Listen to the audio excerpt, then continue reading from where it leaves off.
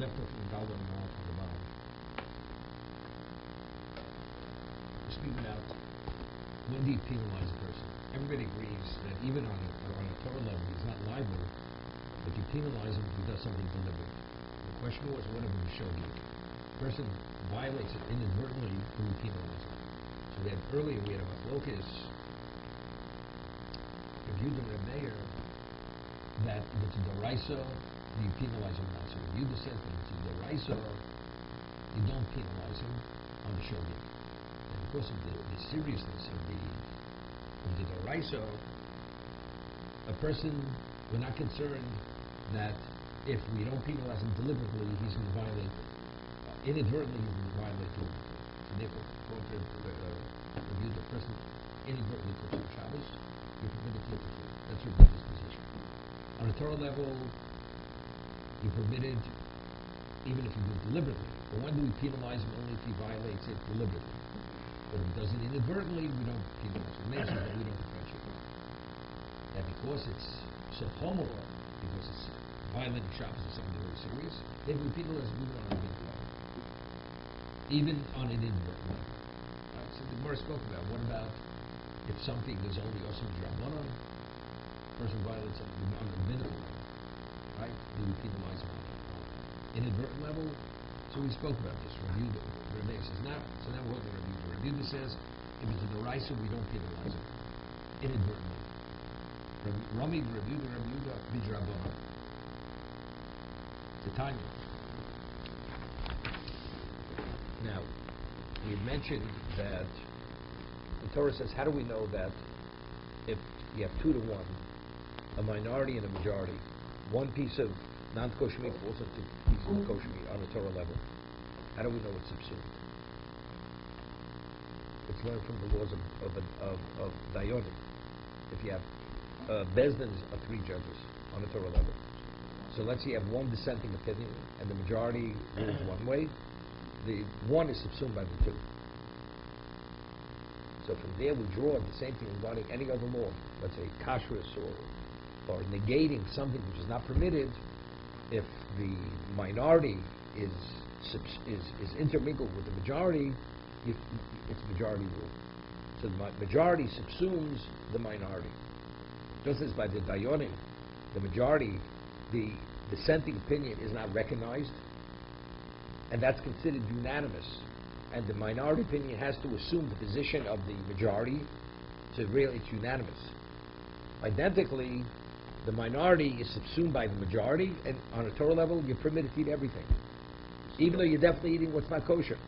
Rabbinically, if you have 3 pieces of meat which is not kosher, one's not kosher, you shouldn't eat all 3 simultaneously. On a Torah level, you're permitted to eat them all simultaneously because it's subsumed. 2 to 1, 2 pieces of kosher meat versus 1 piece of kosher meat. Same thing. It's majority. Is it volume or is it just number of pieces? No, it's volume. It's volume. The piece of non-kosher is a huge piece, which is more than half. It's volume. It's volume. It's volume. It's volume. So volume, not So, 2 pieces versus 1 piece. Right. The 1 piece could be much bigger than the 2 pieces. Right. So it's volume. Not volume. So, I'm not getting into the specifics, but the concept is just as by regarding a Bezdin, the dissenting opinion is subsumed by the majority, therefore at the end of the day it's unanimous.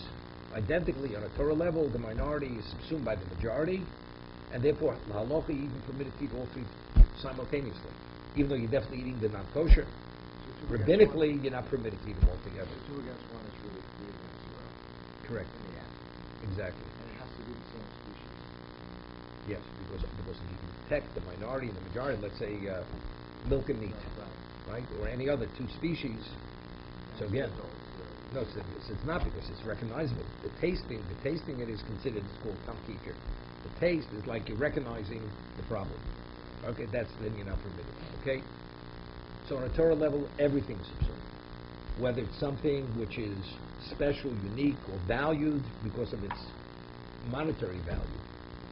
We spoke about the certain fruits or vegetables which are sold individually because of their rareness, their rarity. It's something kosher, right? It has a unique, independent identity. let's say one of those intermingles with others, right? And that happens to be because let's say with the Kloya Keren, it was planted near a vineyard, right? Or let's say you had home-baked bread, Kikr Shabbat Bayis. Home-baked bread, each loaf is considered something special. Commercial bread is not so special. But home-baked bread, let's say, and you have one loaf of home-baked bread not kosher, because let's say the wheat was grown next to a vineyard. So that wheat you're not permitted to benefit from. And that one loaf of bread intermingles with 1,000 loaves of bread. Knowing the Kloya Keren to subsume what you need, it's 1 to 200. You have a ratio, this is rabbinical, 200 to 1 you need. But because the loaf of bread is valued, it's home-baked bread, individually, even if you have 1,000 to 1, it's not subsumed.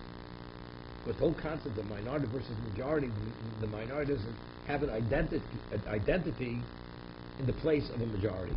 The majority like overshadows the minority. But if something is so unique, even in the volume, it may be less, its uniqueness doesn't allow it to be subsumed. That's rabbinical. But on a Torah level, everything, if you have 2 to 1, it's the same species, the majority subsumes the minority. Okay? So this is all rabbinical. It's all rabbinical over here. So what's the halacha?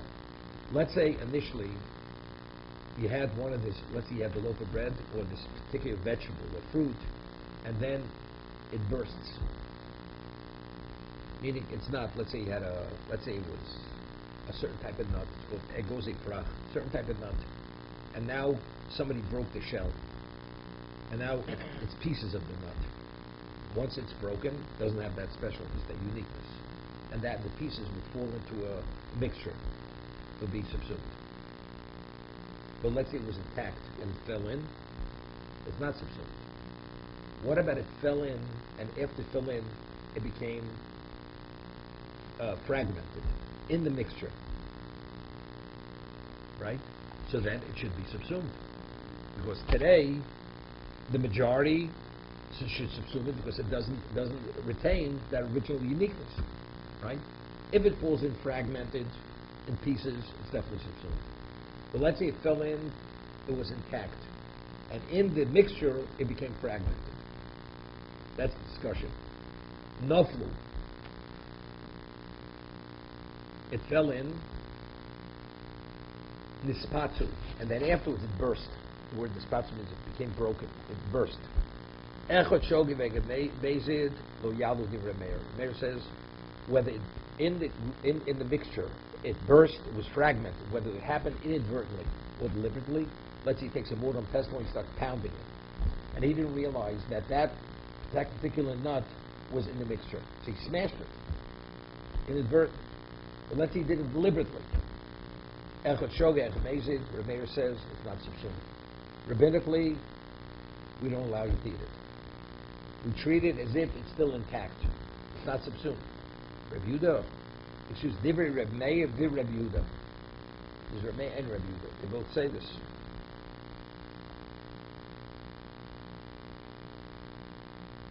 Reb Yossi, Reb Shimon Omrim. Reb Yossi, Reb Shimon say, B'shogeg Yavu. If it was done inadvertently, it was smashed, it was fragmented, it's subsumed. B'mezid lo Yavu. But deliberately, everybody agrees it's not subsumed. So we have an argument. Reb Meir, Reb Yehuda say, we don't differentiate inadvertent, deliberately, it's not subsumed. Reb Yossi and Reb Shimon say, inadvertent, it is subsumed, deliberately, it's not subsumed. Okay? So where's the question? On a Torah level, 1 is subsumed by 2. 2 to 1, it's subsumed. Regardless of what it is. As special as it, as unique it may be. For Rabbanu who degoser, and it's only rabbinically. Rabbinic is a rabbinic provision that you're not permitted. The kokonis Reb Yehuda, and Reb Yehuda says you're not permitted. So we have a stira. We have a contract. Reb Yehuda says a person cooks inadvertently on Shabbos. What's the halacha? On a Torah level, you're permitted to benefit. So Reb Yehuda says if you do it deliberately, you penalize you because you're being a wise guy. We say you're not permitted. How do you do it deliberately? But if you do it inadvertently, we don't penalize you. Here, that we say the minority is not subsumed in the majority, it's all rabbinical. On a Torah level, it doesn't make a difference what its uniqueness is, what the specialness is. It's subsumed. Rabbinically, it's not subsumed. Now it becomes fragmented. So we say, it doesn't, whether you did it deliberately, you fragment it, or you do it inadvertently, not subsumed. That means we're penalizing you even on an inadvertent level. So we have a contradiction in Rabbi Yehuda. Cooking on Shabbos, to be able to benefit, is only a rabbinical provision. And therefore Rabbi Yehuda says, if you do it deliberately, we don't let you eat the food. Inadvertently, we do let you. So why over here does he say, regarding subsuming, even if it's done inadvertently, we don't allow the person to benefit to eat the food, the mixture? You had a question, right? It's a contradiction.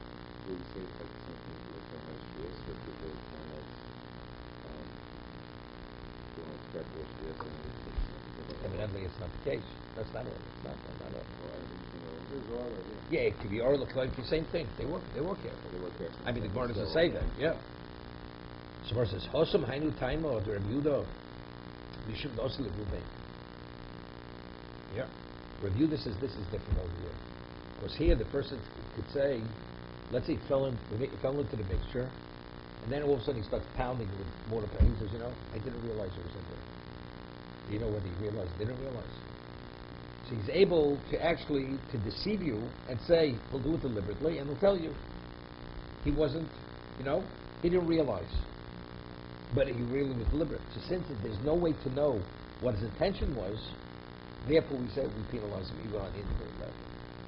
For a person to cook on Shabbos, nobody's cooking on Shabbos, right? There he has to violate a Torah law, right? So therefore, deliberately we don't let you benefit. Rabbinically we let you. What do we say? He's going to violate Shabbos deliberately and say he did it inadvertently. A person's not going to do that, right? Therefore, there's no reason to penalize him on an inadvertent level. But over here, it fell in. Nobody was in violation of anything. Now it's a question of benefiting from what's now subsumed. Now factually subsumed because he fragmented it. So he'll do it deliberately. He'll tell everybody, I didn't realize it was there. Do you know what he realized? Didn't realize it. So since he's able to deceive you, if we say, something, even if inadvertent, you can't benefit from it. That's the reason.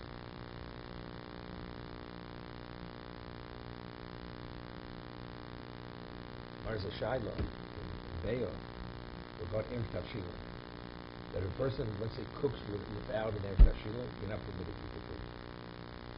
Preparing for one to one. So what about the shogeg? What about the person who did it for shogeg? Do we allow him to eat the food? From Friday to Shabbos he cooked, and he didn't have the shit. Rabbinically, you're not supposed to. Someone has the same Shiloh. The Gemara over there leaves it on yourself. Do we say, since it was inadvertent, we allow him, because on a Torah level you're permitted to cook from Friday, from Yom Tov to Shabbos? Or do we say no? They're osin l'rumei. He'll do it deliberately. He'll cook, and he'll say it's inadvertent. If he does it deliberately, everybody agrees. We don't allow him to eat the food. The Chacham say you have to have tafshil, hey, cook without an tafshil. We don't allow it. But if a person, he will say, what about if he does it inadvertently? He didn't realize, and he cooked, right? Do we allow him to benefit from it? So since it says, since he can deceive and say it was inadvertent, there's no way to know what his true intention was, therefore, we should penalize him. And that's our discussion here. So over here, Rabbi Yehuda says, here, because definitely he'll go and fragment it deliberately, and he'll say it was inadvertent, what his intention was. Therefore, we say it's irrelevant. Whatever you did, it's irrelevant.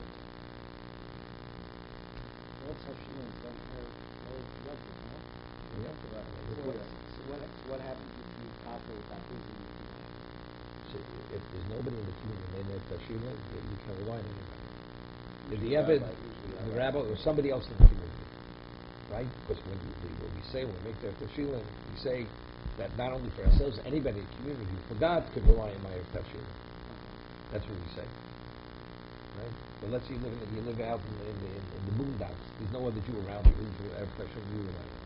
It's only within the community. Then you can't cook from Friday to Shabbos. From Yom Tov to Shabbos. How does an Erev Tashil the rabbi's house cover the whole? He wants to see if it's a rabbi. If they get the rabbi out of business. Now, it's not so simple. The halacha is that you have to have a financial interest in the Erev Tafshilin. Right? So let's say I have my own food. If I have my food and I want you to have a share of my food, how do you have a share of my food? If I pick it up and say, Ruvain should have a share of my food, he doesn't have a share of my food because the food is yours. If you give it to a third party, and the third party who has no share, he acquires it on behalf of the third party. If you give him a financial interest in the food, then he has an interest. That's called Zohar Mishul Mechanav. He's taking possession on behalf of the third party, which is beneficial for that person, that third party. So most cases of Erev Tafshilin, even though we say that my Erev Tafshilin should be for myself and anybody living in this community, what do you take a matzah? That box of matzah was yours from before. So if that's the case, how do you give that person who's you covering, he has to have a financial interest in that matzah. How do you get a financial interest? If you give it to a third party, so do me a favor, take possession on behalf of anybody in this community. They should have a share in this. And then you make their tafshilin and they're all covered. But if you don't, they're not covered. So most people, to the Rav, who's supposed to, if he's a little bit of a Talmud Chacham, he understands that. So he'll originally buy the bread or the matzah, the box, on behalf of the whole community. Initially, he buys that box, it's on behalf of the whole community. He just has in mind. As long as he has that in mind, but it tells you, I'll pick up a box of matzah. And she buys them to the family. Now he wants to use one of those matzahs, it's a problem. Somebody has to make a kinyan on behalf of the community. Otherwise it's not valid. But what about when children come to your house for Yom Tov, right? But they cover your Erev Tafshilin. The answer is they are. Because they're part of your household. They don't have to make a kinyan. When a person who's not part of the household, they have to have that financial interest. It's like the children come to the house, let's say, in terms of Hadlakas Neir Shabbos. That's a single trip. There's a custom in it. The person married, everybody likes their own candles. Right? Not like by Lubavitch. Right? Lubavitch, even single girls like their candles. But by anybody outside Lubavitch, unless a woman's married, she doesn't like her own candles. So let's say you have a woman visiting, a man visiting somebody else's house. He's out of town without his wife. Now, he's supposed to make a kinyan in the neighbors, because he has to have a financial interest in whether it's oil or wax, paraffin. He has to have an interest in those candles. So either he gives the person a penny, or he takes it. He does an active acquisition. He lifts up the candles, and he has in mind that he's acquiring an interest in those candles. So when the person lights candles in the house, his candles are being lit for Shabbos. Right? That's the way it's done. But if some says the same thing. What about him? He says it's okay. You have a share. It's irrelevant what he says. How does he have a share? I have you in mind when you have to have a financial interest in the candles. That's the way that works. You go to somebody's house and you can't start money. Why? You have to be concerned whether he's doing that question or not. Because he's cooking the food for you. First of all, that's right. He's cooking from Yom Tov, his wife, from Yom Tov to Shabbos. You're not cooking anything. What does that have to do with anything?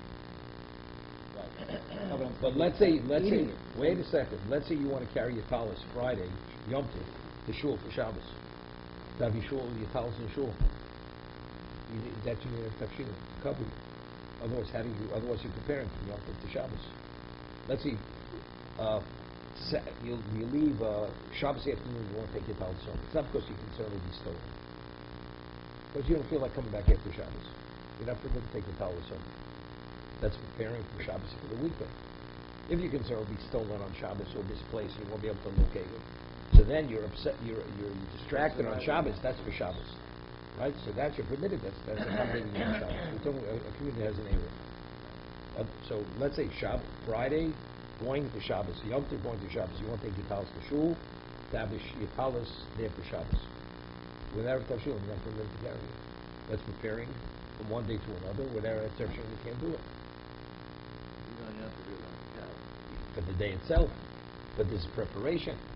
You're preparing from Yom Tov to Shabbos. The presumption is that you're going to have that also. No, you wore it already. No, this is like you're going from Mincha Yom Tov afternoon, and you bring your talis to shul for Shabbos. Right? Very tafshilin you can't, so you can't rely on someone else's. Unless when he made it, you had a share in that Erev Tafshilin. Well, you make your own damn tafshil. You can make your own at home. Doesn't the Erev itself permit you to carry regardless? No. Or would, on Shabbos, if I leave the shul and I take it home for Motzei Shabbos, because I don't want to go back to my whatever reason it is, you can't And you carry could the wait, pallets and home? if you don't go home to Myra, your talus is going to be misplaced, and you're not going to be able to locate it. No. So Other no, it makes a difference. That makes a difference. So then you're being disturbed on Shabbos. You're being concerned on Shabbos. You're not going to find your talus, regardless why.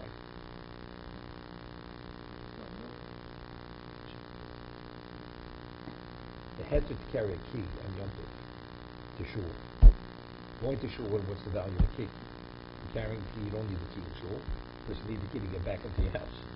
You understand? So you're permitted to take the key because you need the key to get back. You can't leave your door open. Right? Right? So therefore you can carry the key to shul. Even though you don't need the key to shul. Okay? You can't carry from one part of Shabbos if you're not going to come here after Shabbos. The key. Yeah. But you never know. You may have to come back. That's the point of the key. If you don't, then Right. you can't carry it on Shabbos. You shouldn't carry it. Right? Okay?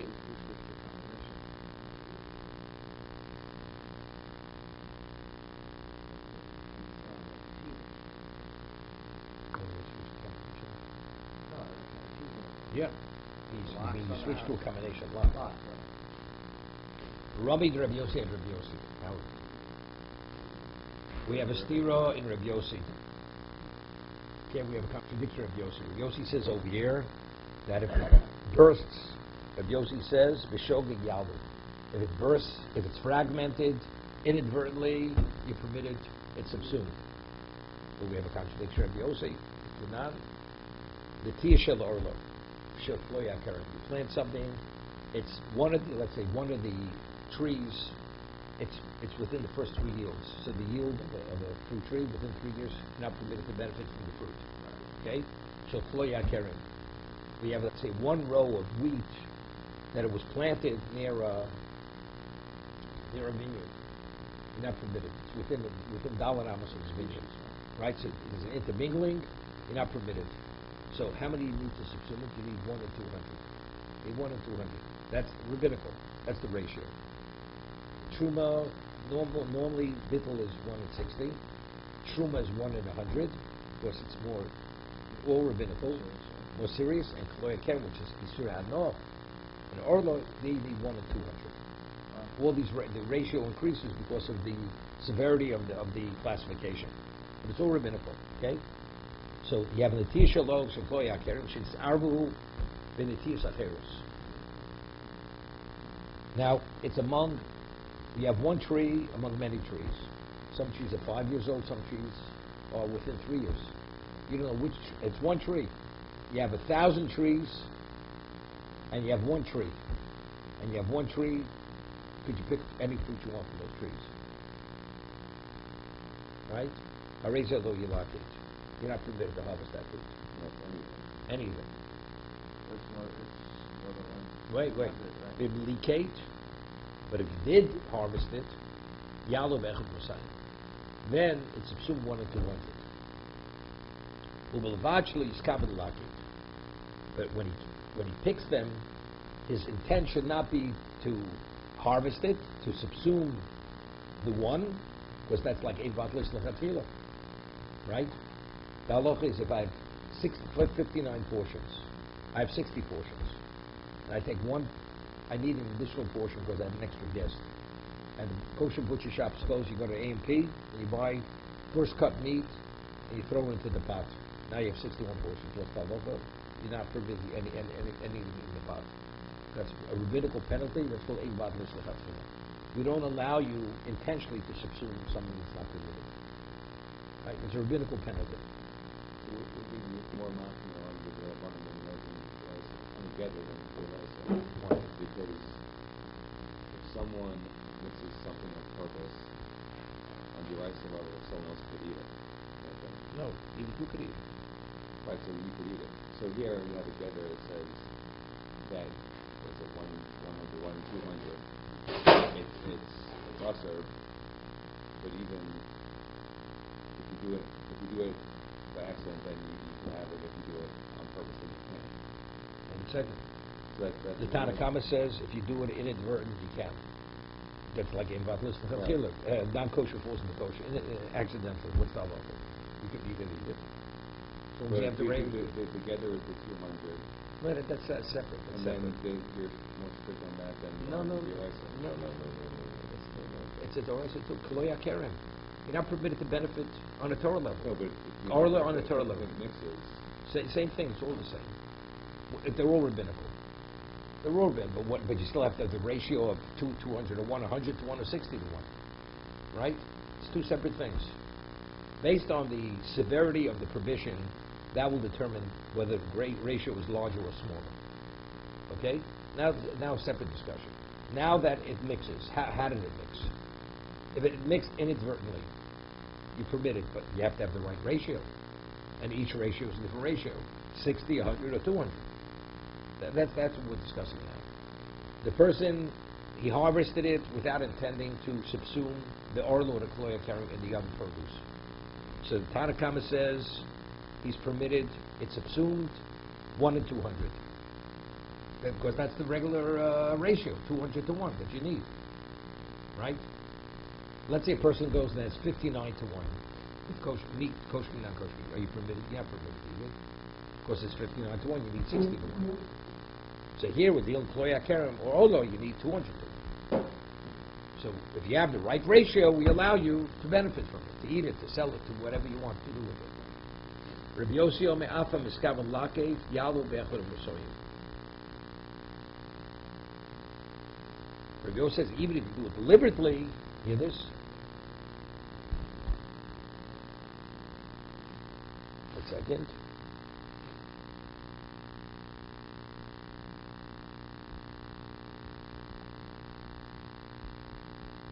So Rashi says, according to the Tanakama, why is it Yalu?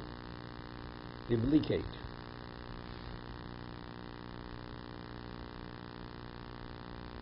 So he says he did not consult because he believed when you had that orla tree among all the others, it already was bottled. Because you have, let's say you have 1,000 to 1, you have 200 to 1. So therefore, so when he harvested, was the harvesting to subsume it? He thought already was subsumed. So Yalu, so Rashi says, Davide Shogeg. When he intermingled that produce, it wasn't so she should be subsumed. He thought when it was on the tree, it already was subsumed because it's one among 200 other trees. Right? And he couldn't identify it then. Okay? So over here we say, Rabbi Yossi says, even if he intends, he does it deliberately, it's subsumed 1 and 200. This mazed. So we have a contradiction. Before we said that when you have the special kind of fruit mixing in, and he goes and he fragments it deliberately, what did we say? The mazed says lo yalu. It's not subsumed 1 and 200 or 1 and 100. Correct? And here, what does it say over here? That if he does it, even if he does it deliberately, specifically with in mind to be mevatel, it's subsumed 1 and 200. So this is a steer in mazed to mazed, right? You've always said deliberately, we don't let you benefit from it. Here it says, even he knows the reason why he's harvesting it, because he wants the minority to be subsumed in the 200 to 1, we allow him to eat the food. Why don't we penalize him? He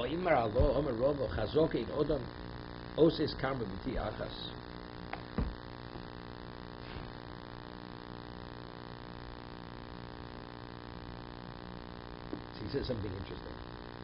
I mean, the person did something irresponsible, right? I mean, how do you plant a tree, which is a new tree, without identifying the tree? How do you do such a thing? Okay? So he says,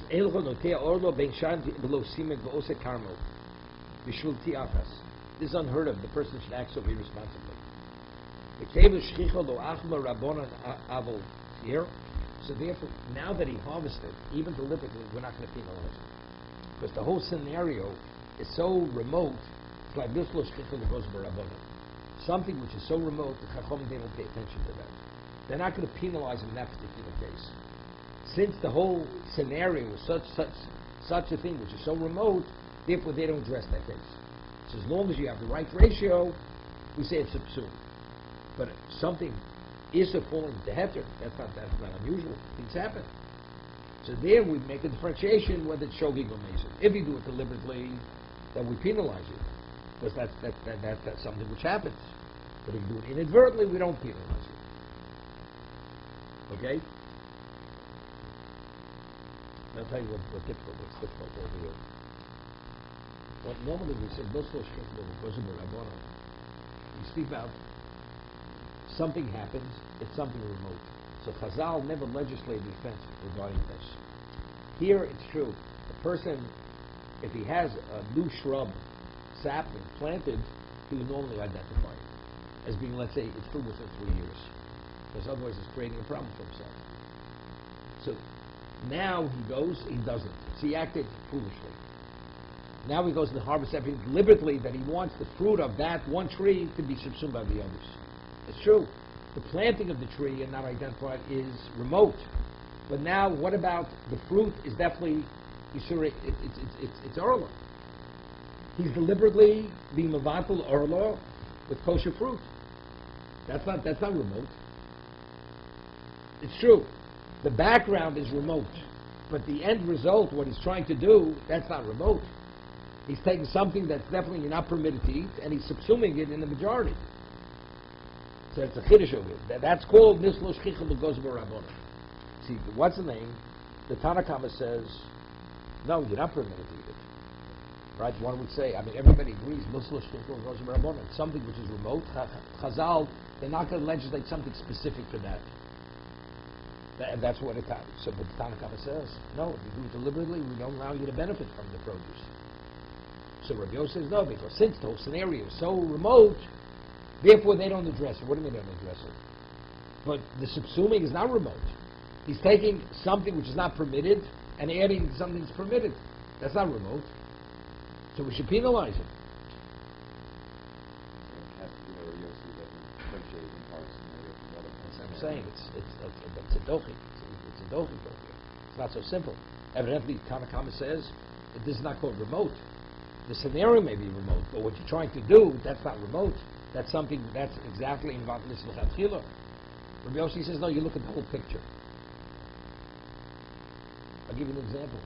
Let's say you have a situation where a vat bursts. And when it bursts, it goes and falls into something which, a vat of non-kosher, basar b'cholov, and it falls into something else. And he caused it to burst because he wanted to bring about a heter. Well, bursting is so unusual, therefore, you understand, it's irrelevant. But if actually, if the subsuming is done deliberately, we penalize it. We don't let you benefit from it.